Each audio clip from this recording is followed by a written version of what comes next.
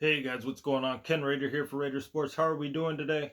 So, in a wet, cold night in the north side of Chicago, Willson Contreras showed why he is the leading vote getter for the National League and why he is probably going to be the at least the odds-on favorite to win the starter vote and become the starter for the National League at the catcher position for the All-Star game when he went deep off Lucas Giolito twice. Once in the first inning, which was a grand slam, putting the Cubs up 4-1, and then later on in the third inning when he went solo shot left field into the baskets, making it 5-1. He went 2 for 3 today, a walk, 2 homers, 5 RBIs.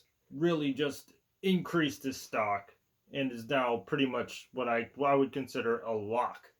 Even without Cubs fans stuffing the ballot, he's one of those I will give the Cubs fans passes up a pass for because he definitely deserves it. And after what I saw tonight, he just rocked Giolito's world, and there was nothing Giolito could do about it. And this wasn't the same Giolito we usually see. And as I was listening to the game because I was at work, so I was listening to it, but I got the headphones in. I'm on the MLB app, at Bat app, and I'm sitting there and I'm just thinking, how much does taking batting practice for an AL pitcher really throw off his routine and stuff he has to do to, get into the game? Because it just seemed like this was just a strange spot.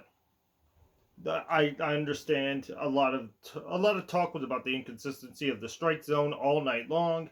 It was consistently inconsistent for everybody, both Cubs and White Sox hitters included. They both didn't really like it, except for Willson Contreras, who decided that wasn't going to be an issue. He's just going to bomb away.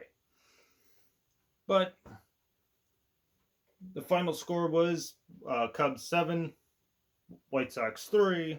The White Sox had numerous chances to get to John Lester, but it just seemed like the damage was being done by the bottom, by the late middle, the bottom of the order. And every time the White Sox just seemed to start putting a run together, they'd hit that 9-hole. And unfortunately, in the fact that Wrigley Field is a NL park, that means Lucas Giolito had to come up to bat twice, and he went 0 for 2 with 2 strikeouts. Now, you can't really blame him there. The man's only had 10 at-bats in his entire career, and he is 0 and 12.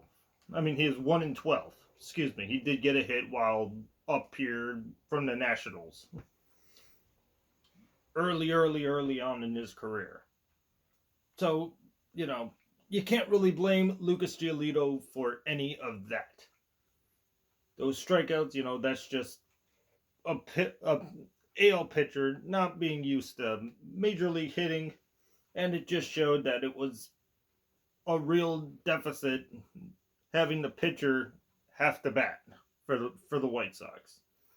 It really was a deficiency that the White Sox just could not overcome, because after a Yolmer Sanchez 2-out triple, Giolito comes up, strikes out.